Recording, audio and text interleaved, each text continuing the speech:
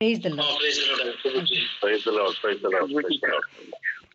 प्रभु को धन्यवाद दिए ई सुंदर सुजोग निमंते पुणी आमनकर परिचालक मंडली जो माने नेतृत्व नौछंती सुजोग देइछंती सेति पाए मु विशेष विशेष धन्यवाद ज्ञापन करे। मु वर्तमान भुवनेश्वर रे अछि। मु होछि रास्तार पथिक कलिकता रो मु बाहरी छी बलांगीर जीवा उद्देश्य रे वाइजाक बाटे मु अवश्य जीवी मोर गाड़ी रो टिके समस्या हेबा तो मु ताको ठीक करिया निमंते एठी अटकी जाई छी। तेरे से जा हो समय रे हो किंबा असमय रे हो प्रभुंकर वाक्य प्रचार करिबा पई प्रभुंकर लोक माने प्रस्तुत रहिबा आवश्यक। तेबे मु न कहि रही पारेनी गतकाली आमानकर अति सुंदर सहभागिता हेइथिला आमानकर श्रद्धेय सम्मानीय आमानकर वयोज्येष्ठ रावळ आज्ञांकर परिवार सहित पुणी आमानकर प्रिय स्वाई परिवार सहित आमानकर रत्नाकर रत्नप्रभा दीदी एवं अमर स्वाई भाईंकर परिवार सहित सुंदर सहभागिता माने करि पारिथिलु गतकाली। तेणु प्रभु को धन्यवाद से मुख्य हुए तो आपण माने नूतन वर्षर प्रारंभ रु अनेक प्रभुंकर दास दासी मानक मुखरु शुणी थाई पारंती तेबे सुना जाइथिबा वाक्य प्रति अधिक मनोयोगी हेबा आमानकर कर्तव्य ताहा बाइबेल मानकु कुहे नहले काले अबा माने लक्ष्य भ्रष्ट हेबु जो सुसमाचार बुणा जाई अछि जो सुसमाचार आमान के निकट रे कुहा जाई अछि जो वाक्य बारंबार आम सम्मुख रे रखा जाई अछि ताकू जदि आम निजस्व न करि परिबा विश्वास द्वारा ताले सही वाक्य आमान को जीवन रे कार्यकारी हुए नाही फलप्रद हुए नाही सार्थक हुए नाही आशीर्वाद युक्त हुए नाही। तेणु सुना जाइथिबा वाक्य प्रति अधिक मनोयोगी हेबा आमानकर नितांत कर्तव्य अटे। तेणु आसो माने पाठ करिबा जिरिमियो पुस्तक तार 31 अध्याय 31 पदरु 34 पद पर्यंत। जिरिमियो तार 31 अध्याय 31 पदरु 34 पद पर्यंत कई जने पाठ करिबारे साहाय्य करिवे शीघ्र जेहेतु समय कम।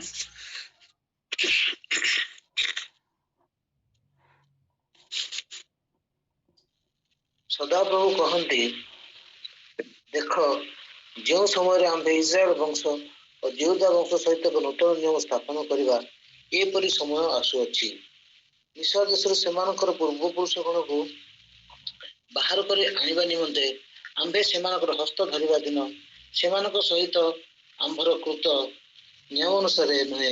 सदाप्रभु कहती आंबे सेमानक स्वामी हेले हैं सेमाने आंभर से नियम लंघन कले। मात्र सदाप्रभु कहती से सकल दिन उत्तर आंबे इस्राएल वंश सहित एक नियम स्थिर करवा आंबे सेमानक अंतर रे आंभर व्यवस्था रखिबा और सेमान हृदय आंबे ता देखिबा और सेमाने आंबे सेमानकर परमेश्वर हेबा और सेमाने आमर लोक हेबे। पुणी तुमे माने परमेश्वर को ज्ञात हो बोली कही सेमाने प्रत्येक अपना अपना प्रतिवासी को प्रत्येक अपना अपना भ्राता को शिक्षा देवे नहीं। कारण सदाप्रभु कहती सेमानकर क्षुद्रतम ठारू महत्तम पर्यंत समस्त आमको ज्ञात हेबे जेहेतु आंबे सेमानकर अपराध क्षमा करवा और सेमानकर पाप आंबे आउ स्मरण करवा नहीं। Praise the Lord. प्रभु तांकर पठित वाक्य रे एवं श्रवण रे मान को आशीर्वाद करंतु। आसंता माने पदे प्रार्थना करिबा। हे मानकर जीवन रक्षक एवं प्रिय पालक तुमर पवित्र नामर धन्यवाद करुछु। तुमर पवित्र वाक्य निमंते आमे तुमर धन्यवाद करुछु। प्रभु जो वाक्य आमानको प्रभु हृदय कथा कही थाए आमानकर चिंता विचार को आमानकर जीवन शैली को संपूर्ण बदलई दी थाए सही जीवंत कार्य साधक वाक्य निमंते प्रभु आमे तुमर धन्यवाद करुछु। कारण तुमे सही वाक्य थिलो आद्य रे एवं प्रभु समय आसंते पूर्ण हुवंते तुमे प्रभु मांसमय शरीर रे मूर्तिमंत होई आमानक निकट रे वास करिबा निमंते आसिलो सेति पाए धन्यवाद करुछु। एही वाक्य को जेते बेला माने भांगीबु आलोचना करिबु वाक्यर निगूढ़ तत्व बुझिया पाए प्रभु तुमे आमानक सहाय्य करो। हे पवित्र आत्मा तुमे आमानकर वक्ता हुई तुम संतान संतति माननकु तुमर दास दासी माननकु तुमर रब शुणिबारे सहाय्य करो। मु दिन को तुमर क्रूसर पक्ष भागरे लुचाओ एवं तुम लोक मानक तुमे निजे कथा कह एवं आशीर्वाद कर। गौरव संभ्रम महिमा तुमको देई प्रिय यीशुଙ୍କ नाम रे मागुछु आमेन। ପ୍ରେଜ୍ ଦ ଲର୍ଡ। ତେବେ ଆମେ ଏଇ ଯୋଉ ଅଂଶଟି ପାଠ କଲୁ ଏହା ଆମମାନଙ୍କର ଅତି ପରିଚିତ ବାକ୍ୟ ଅଟେ ଏବଂ ଏଇଥିରୁ ଆମେ ହୁଏତ ଅନେକ ସମୟରେ ଶୁଣିଅଛୁ। ନୂତନ ଚିନ୍ତାଧାରା ସବୁ ଆପଣମାନେ ନିଶ୍ଚୟ ପାଇଥିବେ। ଆଜି ନିମନ୍ତେ ମୁଁ ତିନୋଟି ଚିନ୍ତାର ବିଷୟ ଆପଣମାନଙ୍କ ସମ୍ମୁଖରେ ରଖିବି, କିନ୍ତୁ ତା ପୂର୍ବରୁ ଏତିକି କହିବା ପାଇଁ ଚାହିଁବି ଯେ ନୂତନ ସତ୍ୟତା ନୂତନ ବର୍ଷର ନିମନ୍ତେ, new truth for new year. ତେବେ ଆଦି ପୁସ୍ତକ ଠାରୁ ପ୍ରକାଶିତ ପୁସ୍ତକ ପର୍ଯ୍ୟନ୍ତ ବାଇବେଲରେ ଅନେକ ବିଷୟ ନୂତନ ବିଷୟରେ ଲେଖା ଅଛି ବା ନୂତନତା ସମ୍ପର୍କରେ ଲେଖା ଅଛି, କୁହାଯାଇଅଛି। ନୂତନ ବର୍ଷର ପ୍ରାରମ୍ଭରେ ଆଜି ଆମେ ଷଷ୍ଠ ଦିନରେ ଉପନୀତ ହେଇଛୁ, ତଥାପି ନ୍ୟୁ ଇୟର ର ସର୍ଭିସ ରେ କିମ୍ବା 31st ର ମିଡନାଇଟ୍ ସର୍ଭିସ ରେ, ୱାଚ୍ ନାଇଟ୍ ସର୍ଭିସ ରେ ଲୋକମାନେ ବିଭିନ୍ନ ରକମର ପ୍ରତିଜ୍ଞା କରିଥାନ୍ତି ଆଉ ଶପଥ ନେଇଥାନ୍ତି ବା ରିଜୋଲ୍ୟୁସନ କରିଥାନ୍ତି, ସଂକଳ୍ପବଦ୍ଧ ହେଇଥାନ୍ତି। ରିଜୋଲ୍ୟୁସନ ମାନେ ଆମେ ଓଡିଆରେ ତାକୁ କଣ କହିବା, ସଂକଳ୍ପ ବା ଗୋଟେ ପ୍ରସ୍ତାବ ସେମାନେ ରଖିଥାନ୍ତି, ବା ଆଉ ଗୋଟେ ପ୍ରକାର କହିବାକୁ ଗଲେ ପ୍ରପୋଜିସନ, ଡିଟରମିନେସନ, ରେକ୍ଟିଫିକେସନ, ଏଇ ସବୁ ଇଂରାଜୀ ଶବ୍ଦ ବ୍ୟବହାର କରାଯାଇଥାଏ, ଯାହାକୁ ଆମେ ସାଧାରଣ ଭାବରେ କହୁଛୁ ଯେ ରିଜୋଲ୍ୟୁସନ ବୋଲିକିରି। ଅର୍ଥାତ୍ ନୂତନ ବର୍ଷର ପ୍ରାରମ୍ଭରେ ଲୋକମାନେ ନୂଆ ସଂକଳ୍ପ ସେମାନେ କରିବାକୁ ଆରମ୍ଭ କରନ୍ତି। କିଛି ଦିନ ପର୍ଯ୍ୟନ୍ତ ବା କିଛି ସପ୍ତାହ ପର୍ଯ୍ୟନ୍ତ ବା କିଛି ମାସ ପର୍ଯ୍ୟନ୍ତ ସେ ସଂକଳ୍ପ ହୁଏତ ସେମାନଙ୍କର ମୁହଁରେ ଖେଳୁଥାଏ। ତାପରେ ପରେ କାର୍ଯ୍ୟ ବ୍ୟସ୍ତତା ହେତୁ ହେଉ କିମ୍ବା ସେବା କାର୍ଯ୍ୟରେ ବ୍ୟସ୍ତତା ହେତୁ ହେଉ, ଯେକୌଣସି କାରଣରୁ ସେ ସମସ୍ତ ଚିନ୍ତାଧାରା, ସେ ସମସ୍ତ ସଂକଳ୍ପ, ସେ ସମସ୍ତ ପ୍ରତିଜ୍ଞା ସକଳ ସେ ଅପସରି ଯାଏ ନିଜ ଜୀବନରୁ। ଆଉ ତେବେ କିନ୍ତୁ ବାଇବେଲ ଆମକୁ କଣ କହୁଛି, ନଟ୍ ରିଜୋଲ୍ୟୁସନ ବଟ୍ ରିଭଲ୍ୟୁସନ ଦରକାର। ଆମମାନଙ୍କର ଜୀବନରେ ରିଜୋଲ୍ୟୁସନ ର ଆବଶ୍ୟକ ହୁଏ, କିନ୍ତୁ ରିଭଲ୍ୟୁସନ ଦରକାର। ରିଭଲ୍ୟୁସନ ହଉଛି ଗୋଟେ କ୍ରାନ୍ତିକାରୀ ପରିବର୍ତ୍ତନ ବା ପ୍ରଳୟଙ୍କାରୀ ପରିବର୍ତ୍ତନ, ଯାହାକୁ ଆମେ କହିପାରିବା। ସେଇ ପ୍ରକାର ପରିବର୍ତ୍ତନ ଦରକାର, ସେ ପ୍ରକାର ରୂପାନ୍ତରଣ ଦରକାର, ସେ ପ୍ରକାର ରୂପାନ୍ତରୀକରଣ ଆମମାନଙ୍କ ଜୀବନରେ ଦରକାର। ବା ଆଉ ତାକୁ ଯଦି ଓଡିଆ ଶବ୍ଦରେ ଆମେ କହିବା ତୀବ୍ର ପରିବର୍ତ୍ତନ, ପ୍ରମ୍ପ୍ଟ ରେଡିନେସ୍ ଚେଞ୍ଜ, এই ସମସ୍ତର ଆମମାନଙ୍କୁ ଆବଶ୍ୟକ ହେଇଥାଏ। ଆଉ ଏଇ ସମସ୍ତ ହିଁ ଦରକାର ବର୍ତ୍ତମାନ ଦିନ ମାନଙ୍କରେ, ଯେ ଆମେ ପ୍ରତିବର୍ଷ ଗୋଟେ ଆମେ ରିଜୋଲ୍ୟୁସନ କରୁଛୁ, କିନ୍ତୁ ଅନେକ ସମୟରେ ତାକୁ ଆମେ ଭୁଲି ଯାଉଛୁ ବା ହେଳା କରିଦଉଛୁ, ଅବହେଳା କରୁଛୁ। ତେଣୁ ରିଜୋଲ୍ୟୁସନ କରିକିରି ଆଉ ତାର କିଛି ମାନେ ରୁହେ ନାହିଁ। ତେବେ ନୂତନ ବିଷୟରେ ବାଇବେଲ କଣ କଣ କହୁଛି? ଅନେକଙ୍କର ଚିନ୍ତାଧାରା ଅନେକଙ୍କର ମନରେ ଆସିପାରିବ ବା ଅନେକ ଥଟ୍ସ ଆମମାନଙ୍କ ଜୀବନରେ ଆମେ ଆଣିପାରିବା। ଦେଖନ୍ତୁ, ନୂତନ ନିୟମ ଅଛି, ନୂତନ ଆଜ୍ଞା ଅଛି, ନୂତନ ବ୍ୟବସ୍ଥା ଅଛି, ନୂତନ ଜୀବନ ଅଛି, ନୂତନ ବିଶ୍ୱାସ ଅଛି ବା ନୂତନ ବିଶ୍ୱାସୀ, ଏଇ ସବୁ ଶବ୍ଦରେ ଆମେ ନାମାଙ୍କିତ କରିଥାଉ। ନୂତନ ନାମ ବି ଅଛି, ରାଇଟ୍? ତାପରେ ଦେଖିବେ ଆପଣ ମାନେ ନୂତନ ସ୍ୱର୍ଗ, ନୂତନ ପୃଥିବୀ, ନୂତନ ସିଦ୍ଧାନ୍ତ, ନୂତନ ସଂକଳ୍ପ, ନୂତନ ଅନୁଗ୍ରହ, ଆଉ କଣ ଅଛି, ନୂତନ ସ୍ୱାସ୍ଥ୍ୟ, ନୂତନ ଜୀବନ, ନୂତନ ଆଦର୍ଶ, ନୂତନ ଆନନ୍ଦ, ନୂତନ ପ୍ରେମ, ନୂତନ ଜ୍ଞାନ। ବାଇବେଲରେ ସବୁ କଥା ଲେଖା ଅଛି। ନୂତନ ମନ, ନୂତନ ପଦ୍ଧତି, ଆଉ କଣ, ନୂତନ ଚିନ୍ତାଧାରା, ନୂତନ ଭାବଧାରା ବା ନ୍ୟୁ ଅଣ୍ଡରଷ୍ଟାଣ୍ଡିଂ ଯାହାକୁ କୁହାଯାଏ। ପୁଣି ନୂତନ ଆଶା, ନୂତନ ଅପେକ୍ଷା ବା ନୂତନ ଉତ୍ସାହ, ନ୍ୟୁ ଜିଲ୍ ଯାହାକୁ କୁହାଯାଏ ବା ଉତ୍ସୁକତା, ନ୍ୟୁ ଆଇଡିଆ, ନୂତନ ବିଚାର, এই নূতন যোজনা, এই সমস্ত ଅଛି। ଆଉ ଆପଣ ମାନେ ଆହୁରି ଅଧିକ ଯୋଡି ପାରିବେ ଏଥିରେ। କିନ୍ତୁ ବାଇବେଲ ଆମକୁ କଣ କହୁଛି? ଦାଉଦ ନୂତନ ଗୀତ ସମ୍ପର୍କରେ ଅନେକ କଥା ସେ କହନ୍ତି ବା ସେ ଲେଖିଛନ୍ତି। ଉଦାହରଣ ସ୍ୱରୂପ ଗୀତ ସଂହିତା 33 ର ତାର 3 ରେ ଲେଖା ଅଛି, ତାହାଙ୍କ ଉଦ୍ଦେଶ୍ୟରେ ଅର୍ଥାତ୍ ସଦାପ୍ରଭୁଙ୍କ ଉଦ୍ଦେଶ୍ୟରେ ନୂତନ ଗୀତ ଗାନ କର। ପୁଣି ଆପଣ ମାନେ ଯଦି ଦେଖିବେ 96 ର 1 ରେ, ଗୀତ ସଂହିତା 96 ର 1 ଅଛି, ଆହେ ସଦାପ୍ରଭୁଙ୍କ ଉଦ୍ଦେଶ୍ୟରେ ନୂତନ ଗୀତ ଗାନ କର। 98 ର 1 ରେ ମଧ୍ୟ ଲେଖା ଅଛି ସମାନ କଥା, ସଦାପ୍ରଭୁଙ୍କ ଉଦ୍ଦେଶ୍ୟରେ ନୂତନ ଗୀତ ଗାନ କର, କିନ୍ତୁ ତାର କାରଣଟା ସେଠି ଲେଖା ଅଛି। କାରଣ ତାହାଙ୍କର ଦକ୍ଷିଣ ହସ୍ତ କଣ କରିଅଛି? ଆମମାନଙ୍କର ପରିତ୍ରାଣ ସାଧନ କରିଅଛି। ଆମମାନଙ୍କର ପରିତ୍ରାଣ ସାଧନ କରିଥିବା ହେତୁ ତାହାଙ୍କ ଉଦ୍ଦେଶ୍ୟରେ ନୂତନ ଗୀତ ଗାନ କର। ଚୁପଚାପ ରହିଲେ ହେବ ନାହିଁ। ଯଦି ପରିତ୍ରାଣ ଜଣେ ବ୍ୟକ୍ତି ପାଇଅଛନ୍ତି, ସେ ନୀରବ ହୋଇ ରହିପାରିବ ନାହିଁ। ସେ ନିଶ୍ଚିତ ଭାବରେ ଆନନ୍ଦର ଧ୍ୱନି ସେ ଉଠେଇବ। ପ୍ରଶଂସାର ଗାନ ସେ ଗାଇବ, ମହାନାଦ ସେ କରିବ ପରମେଶ୍ୱରଙ୍କର ଉଦ୍ଦେଶ୍ୟରେ। କାରଣ ପରମେଶ୍ୱର ଆଉ ଏକ ଜାଗାରେ ଲେଖା ଅଛି ସେ ଆଶ୍ଚର୍ଯ୍ୟ କର୍ମ କରିଅଛନ୍ତି ଆମମାନଙ୍କ ଜୀବନରେ।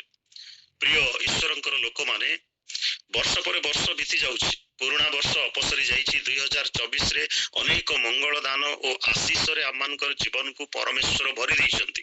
ଯେତେବେଳେ 2024କୁ ଆମେ ସ୍ୱାଗତ କରିଥିଲୁ, ସେତେବେଳେ ମଧ୍ୟ ନୂତନ ସଂକଳ୍ପ ଆମମାନଙ୍କର ଜୀବନରେ ଆମେ ନେଇଥିଲୁ, ନୂତନ ବିଚାର ଆମେ କରିଥିଲୁ ଯେ ଗତ ବର୍ଷ ମୁଁ ଏ ପ୍ରକାର ଫେଲ୍ ହେଲି, ବିଫଳ ହେଲି, ଏ ବର୍ଷ ମୁଁ ପାସ୍ ହେବା ପାଇଁ ଚେଷ୍ଟା କରିବି, ଏ ବର୍ଷ ମୁଁ ଉତ୍ତୀର୍ଣ୍ଣ ହେବା ପାଇଁ ଚେଷ୍ଟା କରିବି, ଏ ବର୍ଷ ମୁଁ ଏଇ ପ୍ରକାର ପଦକ୍ଷେପ ନେବି, ଏଇ ବର୍ଷ ଏଇ ପଦ୍ଧତି ମୋ ଜୀବନରେ ମୁଁ ଲାଗୁ କରିବି, ଏଇ ବର୍ଷ ମୁଁ ଏଇ ଡିସିପ୍ଲିନ୍ ମୁଁ କରିବି ମୋ ନିଜକୁ, ମୋ ସ୍ୱାସ୍ଥ୍ୟ ସମ୍ପର୍କରେ ହଉ କିମ୍ବା ମୋର ସ୍ପିରିଚୁଆଲ ଜୀବନ ସମ୍ପର୍କରେ ହଉ କିମ୍ବା ମୋର ପାରିବାରିକ ଜୀବନ ସମ୍ପର୍କରେ ହଉ କିମ୍ବା ମୋର ମାଣ୍ଡଳିକ ଜୀବନ ସମ୍ପର୍କରେ ହଉ, ମୋର ମଣ୍ଡଳୀକୁ ନେଇ ମୁଁ ଏ ପ୍ରକାର କାର୍ଯ୍ୟମାନ କରିବି ଯଦ୍ୱାରା ମୋର ବିଶ୍ୱାସୀ ମାନଙ୍କର ଆତ୍ମିକ ଜୀବନରେ ଆହୁରି ଉନ୍ନତି ଘଟିବ।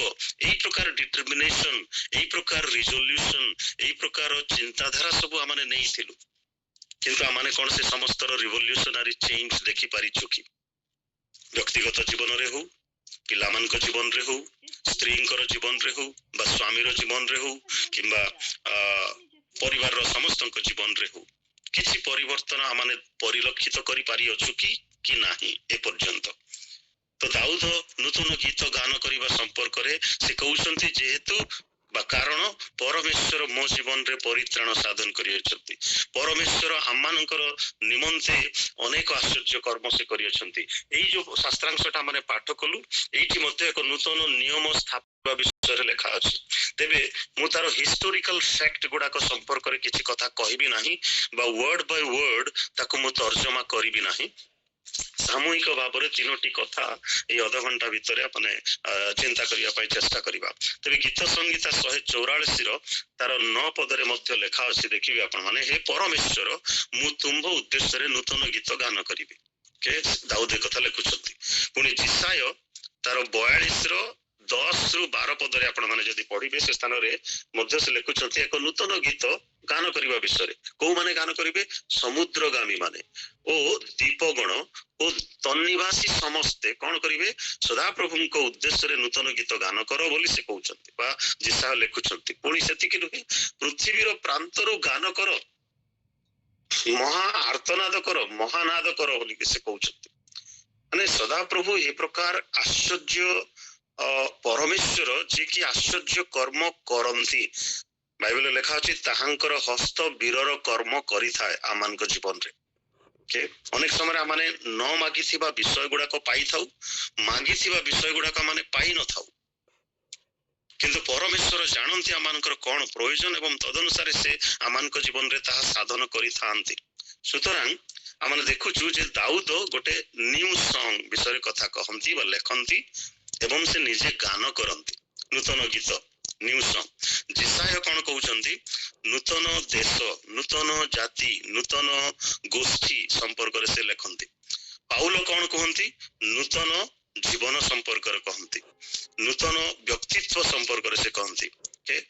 ରେଭେଲେସନ ପ୍ରକାଶିତ ପୁସ୍ତକ ତାର 21 ଅଧ୍ୟାୟର 5 ପଦରେ ମଧ୍ୟ ଲେଖା ଅଛି ଯେ ପରେ ସିଂହାସନ ଉପବିଷ୍ଟ ବ୍ୟକ୍ତି କଣ କହିଲେ? ଯେ ଦେଖ ଆମ୍ଭେ ସମସ୍ତ ବିଷୟ ନୂତନ କରୁଅଛୁ। Behold, I am making all things new. ତ ନୂଆ ବିଷୟ କିଏ କରନ୍ତି ଆମମାନଙ୍କ ଜୀବନରେ? କେବଳ ପ୍ରଭୁ ଯୀଶୁ ଖ୍ରୀଷ୍ଟ କରନ୍ତି। କେତେବେଳେ କରନ୍ତି? ଯେତେବେଳେ ଜଣେ ବ୍ୟକ୍ତି ତାହାଙ୍କ ନିକଟକୁ ଆସେ, ଯେତେବେଳେ ଜଣେ ବ୍ୟକ୍ତି ତାହାଙ୍କ ସହିତ ଏନକାଉଣ୍ଟର କରନ୍ତି। ପ୍ରଭୁ ଯୀଶୁ ଖ୍ରୀଷ୍ଟଙ୍କ ସହିତ ଗୋଟେ ଏନକାଉଣ୍ଟରର ଆବଶ୍ୟକ। ତ ପ୍ରତିବର୍ଷ ଖାଲି ଆମେ ବର୍ଷକୁ ଥରେ ଖାଲି ଆମେ ରିଜଲ୍ୟୁସନ କରୁଥିବା ଆଉ ପ୍ରତ୍ୟେକ ଦିନ ଯେମିତି ଆବଶ୍ୟକ ଆମମାନଙ୍କର ନିଜର ଇଚ୍ଛା ଅନୁସାରେ ଆମେ ଜୀବନ ଯାପନ କରୁଥିବା। ପୁଣି ବର୍ଷ ଶେଷ ଆସିଗଲେ କିମ୍ବା ବର୍ଷର ପ୍ରାରମ୍ଭରେ ଆମେ କଣ କରିବା? ପୁଣି ରିଜଲ୍ୟୁସନ କରିବା ଆଉ ରିଜଲ୍ୟୁସନକୁ ଭୁଲିଯିବା। ସେଥିପାଇଁ ଦରକାର ଆମମାନଙ୍କ ପ୍ରତ୍ୟେକ ଦିନର ଜୀବନ ଶୈଳୀରେ, ଜୀବନ ଯାତ୍ରାରେ ଆମମାନଙ୍କୁ ରିଭଲ୍ୟୁସନ ଦରକାର, ଏକ କ୍ରାନ୍ତିକାରୀ ପରିବର୍ତ୍ତନ ଦରକାର। ରିଭଲ୍ୟୁସନାରୀ ଚେଞ୍ଜ, ରିଭଲ୍ୟୁସନାରୀ ଟ୍ରାନ୍ସଫର୍ମେସନ ଆମମାନଙ୍କର ଜୀବନରେ ଆବଶ୍ୟକ। ଏକ ପ୍ରଳୟଙ୍କାରୀ ପରିବର୍ତ୍ତନ ଯାହାକୁ କୁହାଯାଏ ବା କ୍ରାନ୍ତିକାରୀ ପରିବର୍ତ୍ତନ ଯାହାକୁ କୁହାଯାଏ, ତାହା ଆମମାନଙ୍କ ଜୀବନରେ ଆବଶ୍ୟକ ହେବା ମାନେ ଆବଶ୍ୟକ ଆମେ କରୁଅଛୁ, ଆମମାନଙ୍କ ଜୀବନରେ ତାହା ଦରକାର।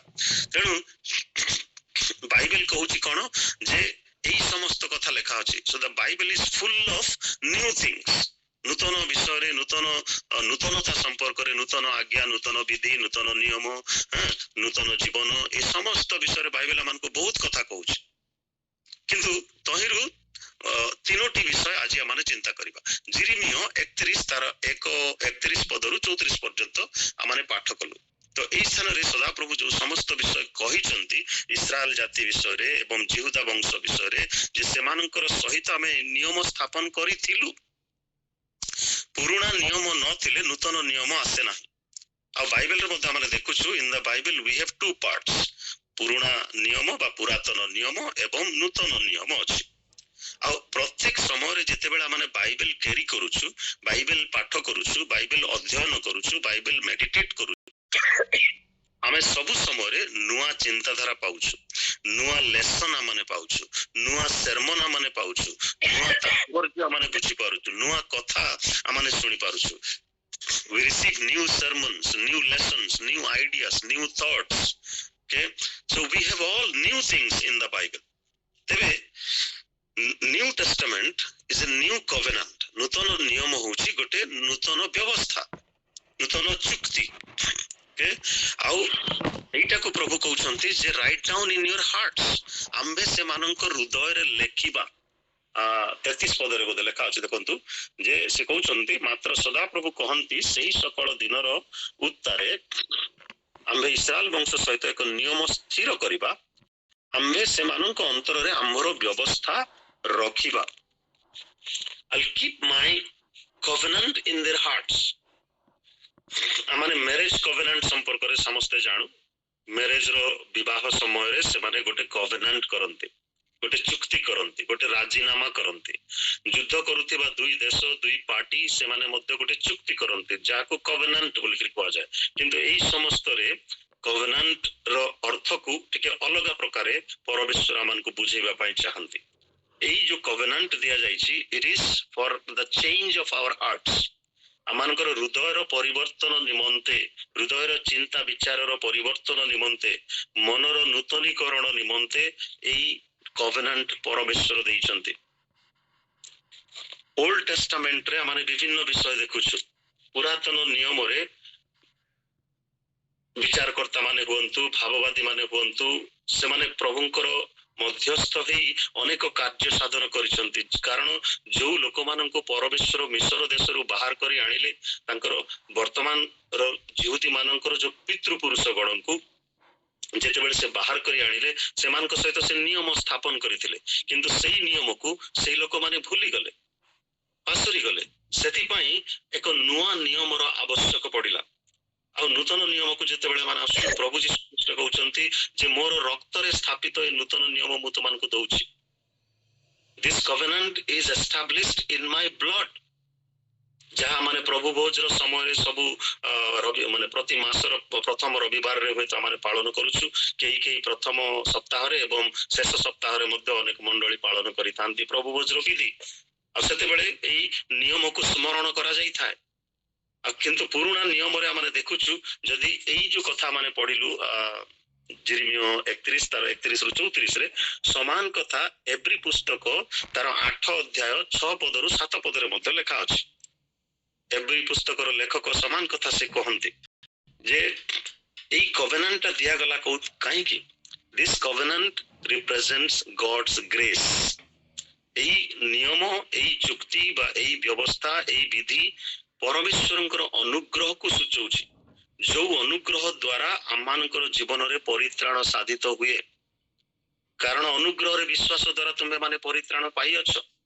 କୌଣସି ଭଲ କାମ କରିବା ଦ୍ୱାରା ତୁମମାନଙ୍କର ପରିତ୍ରାଣ ସାଧିତ ହେଇନାହିଁ, କିମ୍ବା ବହୁତ ଟଙ୍କା ଦାନ ଦେଇଦେବା ଦ୍ୱାରା ବା ବହୁତ ବିଷୟ ଦାନ ଦେଇଦେବା ଦ୍ୱାରା ପରିତ୍ରାଣ ସାଧିତ ହେଇନାହିଁ। ଅନୁଗ୍ରହରେ ବିଶ୍ୱାସ ଦ୍ୱାରା ପରିତ୍ରାଣ ସାଧିତ ହେଇଛି। ଅନୁଗ୍ରହରେ ଏ ନିୟମକୁ ପରମେଶ୍ୱର ସ୍ଥାପନ କରିଅଛନ୍ତି। ଆଉ ଗଡ୍ସ ଗ୍ରେସ୍ ଯୋଉଠି ଅଛି ସେଠି ବିଶ୍ୱାସର ଆବଶ୍ୟକ ହେଇଥାଏ। When grace is given, faith is also needed. ବିଶ୍ୱାସ ମଧ୍ୟ ଆବଶ୍ୟକ ହୁଏ ସେ ଅନୁଗ୍ରହରେ ବିଶ୍ୱାସ କରିବା ପାଇଁ।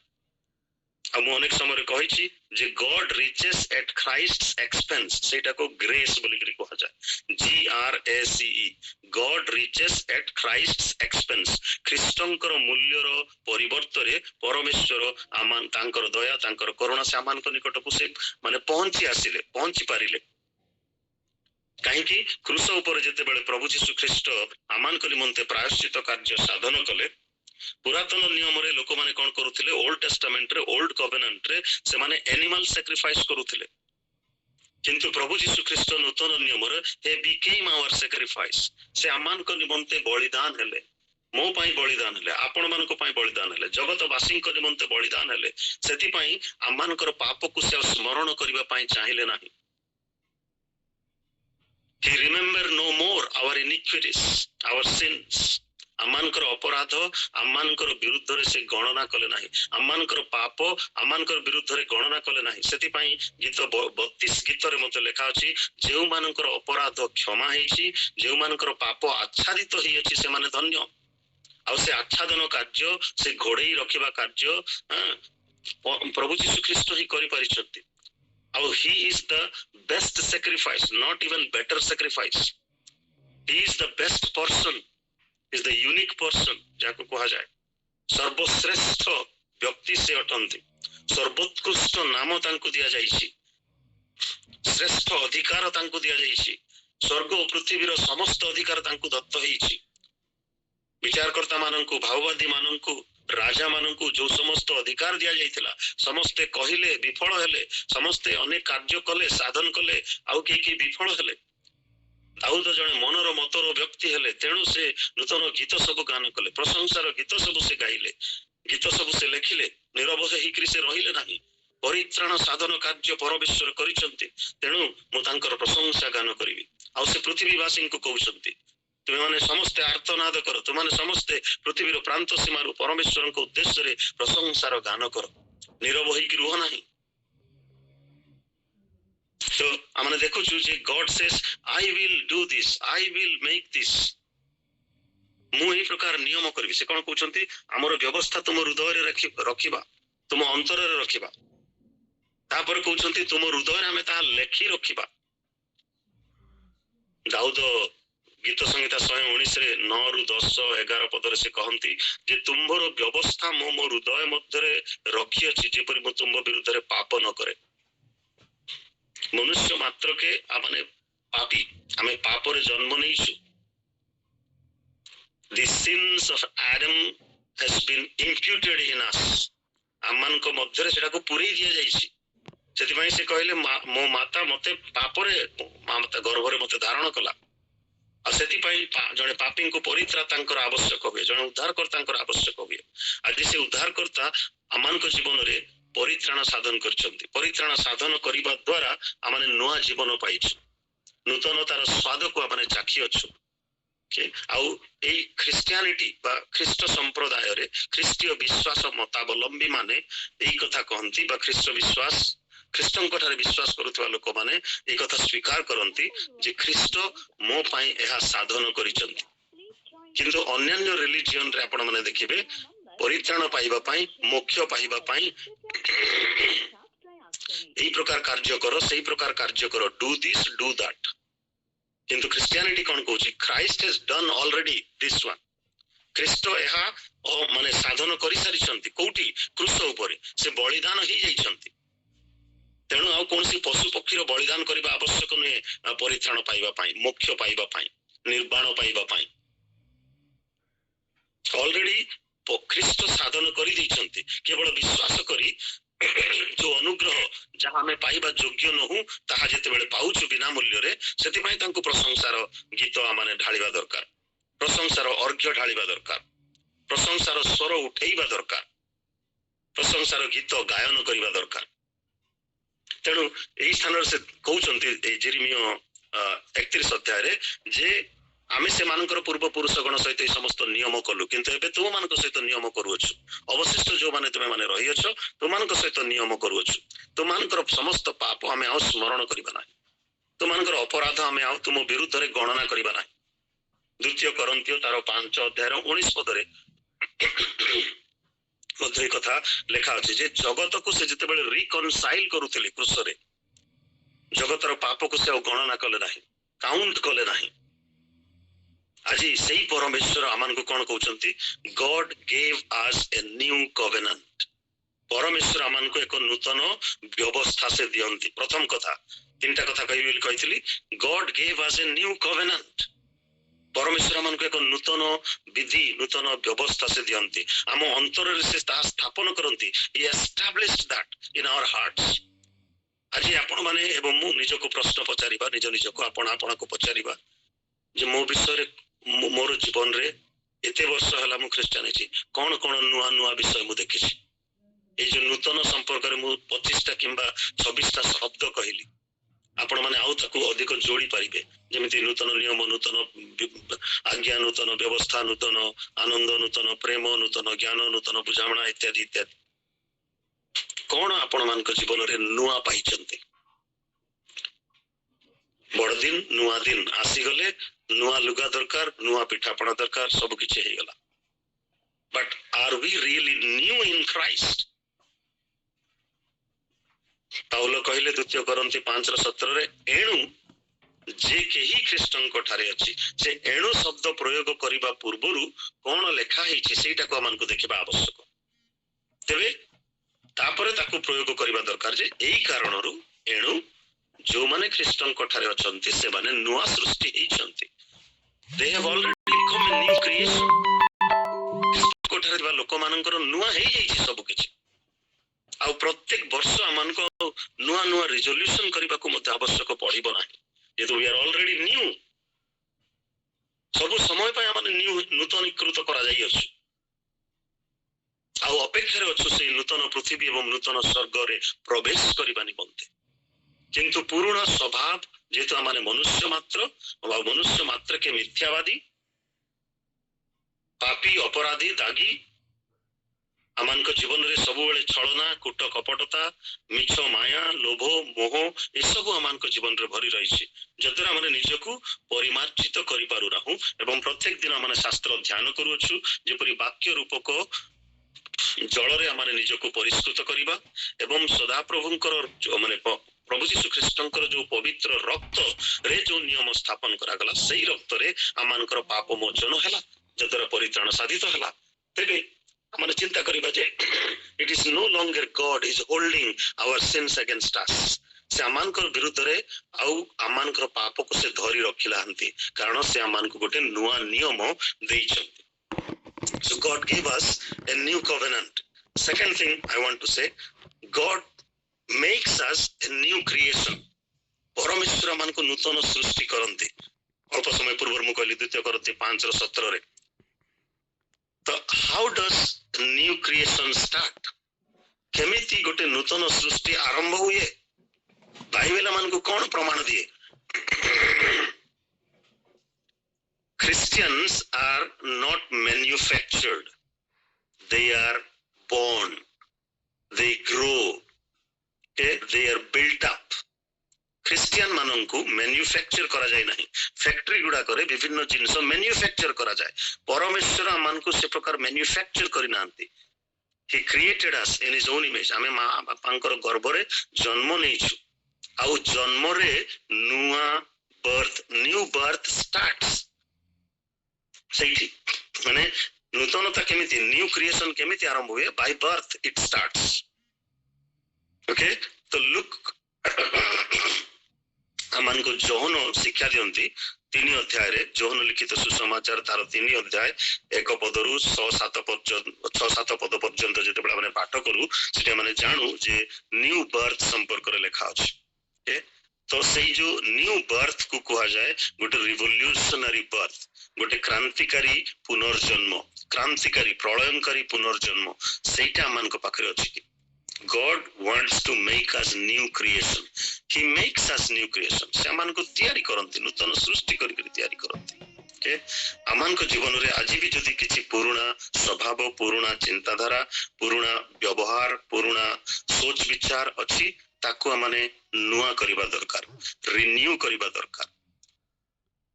ଏକ ପ୍ରଗତିଶୀଳ ଦେଶରେ, ରାଜ୍ୟରେ, ସମାଜରେ समय रे आमने बास करूछु everything is progressing very fast everything is well developing माने सब किछि प्रगति हो जाउछि नुआ हो जाउछि भुवनेश्वर 10 वर्ष तळे जो प्रकार थिला आज ताहा नुहे एवरीथिंग हैज बिकम न्यू सहर नुआ होउछि नगर नुआ होउछि गां नुआ हो जाउछि थिले नुआ रास्ता हो जाउछि पुराना कपड़ा थिले नुआ कपड़ा मानकर हो जाउछि एवरीथिंग हैज बिकम न्यू किंतु आमानकर जीवनर अंतरर भीतरटा कोन नुआ हिछि कि have we renewed our mind have we renewed our spirits with the Lord and in the Lord प्रभु परमेश्वरंकर सहित आमानकर मन को नवीकरण आमाने करियछु कि नूतनीकरण करियछु कि जो नूतनीकरण जो नवीकरण एक रिवोल्यूशनरी हेबा दरकार प्रलयंकारी हेबा दरकार क्रांतिकारी हेबा दरकार देयरफॉर लोक माने आमको देखिबे आ कहिबे से माने जानिबे परमेश्वरन को जानो बोली आमानकर पड़ोसी माननकु आमानकर सहनगर वासी को आ कहिबा आवश्यक नहे they will see the newness in our life if Christ is in us जदि ख्रीष्ट आम सहित रे अछंती हमर सब किछि नुआ हे जाइछि से हमन को नुआ करी तयारी करि दैछंती तेनु करी बारंबार हमन को रिजोल्यूशन करबा को पड़िबो नाही जेतु we are already become revolutionised in our inner self आमानकर आंतरिक पुरुष रे आमाने नूतनीकृत हेई सारिछु ख्रीष्टंक रक्त रे एवं परमेश्वरंकर अनुग्रह रे विश्वास करबा द्वारा सेति पई से नूतनता आमानक जीवन रे आमानकु ढांपी की रखिबा दरकार प्रकाशित हेबा दरकार पुराना विषय रे पुराना को माने घोड़ेई थाउ नुआ विषय को हमने देखैया पई चेष्टा करि थाउ यदि परित्राणर नूतनता आमानक जीवन रे अछि ताको काहे कि हमने न प्रकाश करबा ताको काहे कि हमने आच्छादन करि रखिबा आलोक रे प्रकाश करबा दरकार जदि से सत्य ज्योति को हमने पाइछु से सत्य ज्योति अंधकार रे जाज्वल्यमान होई आसु अछि ताको मु कहिबी आ टिके परे तो एई जो प्रलयंकारी परिवर्तन आमानक जीवन रे घटी छि कि सेटा मान को प्रश्न पचारिबा दरकार एई नूतन वर्षर प्रथम मासर षष्ठतम दिवस रे प्रभु आमान को उपनीत करैछंती तेणु आसु पचारु जे God gave us a new covenant द्वितीय कथा God makes us new creation आमाने तांको निकट को आसिले से आमान को नूतन सृष्टि करी माने तयारी करंती he makes us new everything सेति पई प्रकाशित 21:5 रे से कहिले जे behold I make everything new आमे नूतन पृथ्वी नूतन स्वर्ग से करिबे बोली कहिसंती से करिसंती करिबे आ जोठी आमाने प्रवेश करिबा पई निज को प्रस्तुत करूछु तेनु पुराना जीवन नै आमे नुआ पृथ्वी रे प्रवेश करि परिबा नै नुआ जेरूसलम रे प्रवेश करि परिबा नै नूतन जीवन दरकार नुआ हेबा दरकार नुआ क्रिएशन हेबा दरकार तेबे जाईकरी से नुआ स्वर्ग रे माने प्रवेश करि पारि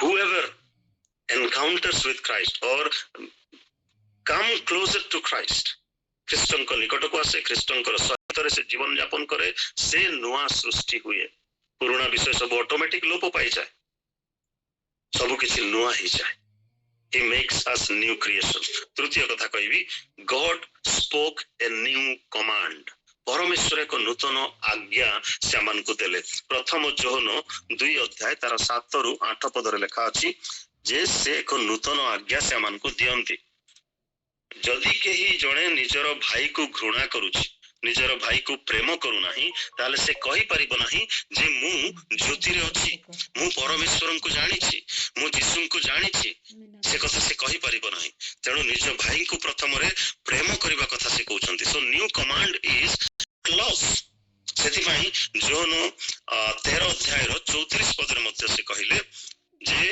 एक नूतन आज्ञा मु तुमन को दोछि तुमाने परस्पर को प्रेम करो निज को जेमिति प्रेम करो सेमिति परस्पर को प्रेम करो से एक आदर्श देखि दै गले आ सेही दिन ही एई लॉर्ड सपर रो विधि को आपण रक्त रे से स्थापन कले जो दिन से आपण शिष्य मानकर गोड़ धोई देले पाद पोछ माने गामुछरे पोछि देले सेही दिन एई विधि को एई कवेनेंट को एई कमांड को से देले जहा माने पैशन वीक रे पालन करि थाउ मंडी थर्सडे रे प्रेमर गुरुवार जाको कहा जाए प्रेम परिदर्शन प्रेम परिप्रकाश करिवार जो गुरुवार उत्तम शुक्रवार रो पूर्व संध्या रे ए प्रकार घटनाटी घटिथिला आज सेई कथा स्थान रे उल्लेख करा जाउछि जोहन तार 13 अध्याय 34 पदरे मु तुमनको एक नूतन आज्ञा दउछि। से आज्ञा कोन? परस्पर को प्रेम कर, निजको जेतिकी प्रेम करूछ सेतिकी अन्य मानको मध्य प्रेम कर। आज आमानकर प्रेम कोठी अछि? मु बारंबार से कथा कहे गोटे गल्पटा जे गोटे चर्च रे लोक माने गंडगोल करूथिले, किंतु जने प्रचारक जाइथिले प्रचार करिबा पाई सेमानकर गंडगोल ऑडिट रिपोर्ट को धरिकरी गंडगोल जेते बेले हला प्रचारक महाशय बसचंती प्रचार करिवे तांकर चिंताधारा से जो संवाद नहीं आसीथिले से मंडली को देबा निमंते से संवाद बिगड़ी गला। तेणु तांको जेते बेले आउ जने भाई कहले भाई माने भौणी माने आमे परे गंडगोल करिबा परे बुझामणा करिबा हमर हिसाब किताब परे देखिबा जेतु जने गेस्ट प्रीचर आछंती तांको हमने प्रचार करिया पई सुयोग देई दउ प्रथमे तापरे हमनकर जहा विचार विमर्श करिबा कथा मारे विचार विमर्श करिबा। तो पुलपिट को डका गला पालक प्रचारक महाशय को से प्रचार करिया पई गले एवं से आरंभ कले जे प्रेम क्योंठी सेते बेले से बार बार माने पुलपिट रे बाडौछंती बैंग करूछंती तीन थर प्रेम क्योंठी प्रेम क्योंठी प्रेम क्योंठी। सेते बेले लास्ट बेंच रे जने लोक बसिथिले से ढुळौथिले एवं से देखिले जे प्रचारक महाशय प्रेम को डाकुछंती आ से कहले आज्ञा प्रेम बाजार को जाईछि कारण से चर्च रो केयरटेकर बा बेहरा जाको हमें कहू से बेहरा रो नाम थिला प्रेम। आ से माने पाखरे बसतिबा लोकन को कहि देकी जाइथिले जे भाई मु टिके बाजार जाई गिरी आसुची प्रचार तो गोटे घंटा लंबा हबो आ मु टिके मोर काम करी आसुची, किंतु से पाखरे बसतिबा लोक वाक्य सुन सुन से ढुळौछंती। आ से भाबिले जे प्रेम केउठी बोली प्रचारक महाशय डाकुछंती ता माने प्रेम को डाकुछंती सेति पई से उठी कहले प्रेम बाजार को जाईछि। प्रिय भाई एवं भौणी माने अनेक समय आमान को जीवन रे प्रेम को माने बाजार को पठे देइछु। आमान को हृदय रे माने प्रेम नाही, आमान को जीवन रे प्रेम नाही, आमान को मंडली रे प्रेम नाही, आमान को परिवार रे प्रेम रो उणा पड़ी जाईछि। ए नुआ वर्ष रे ए नुआ मास रे कोन माने प्रेम को बाजार को पठे देइछु, प्रेम को दुकान को पठे देइछु, प्रेम को बाहर को पठे देइछु। आमान को जीवन रे कोन प्रेम उछळी उठुची निज भाई भौणी मान को प्रति। जदि आमाने निज पाखरे थिबा भाई को किंबा भौणी को प्रेम करि पारु नाहु अथच आमाने कहूछु जे मो भाई को प्रेम करूची, मो भौणी को प्रेम करूची, मोर प्रतिवासी को प्रेम करूची। प्रतिवासी मोर जे भी हो, मुसलमान हो, हिंदू हो, बुद्धिस्ट हो, जैनिस्ट हो, कला हो, गोरा हो, उच्चा हो, लंबा हो, पतला हो, मोटा हो, समस्त को समान भाव रे प्रेम करिबा पई प्रभु आमान को सिखैछंती। कारण तांकर प्रेम जगतवासी समान, कारण से जगत को एडे प्रेम कले, प्रेम करवा हेतु से निज पुत्र को दान कले, जो पुत्र श्रेष्ठतम बलि भाव से उत्सर्गीकृत हेले।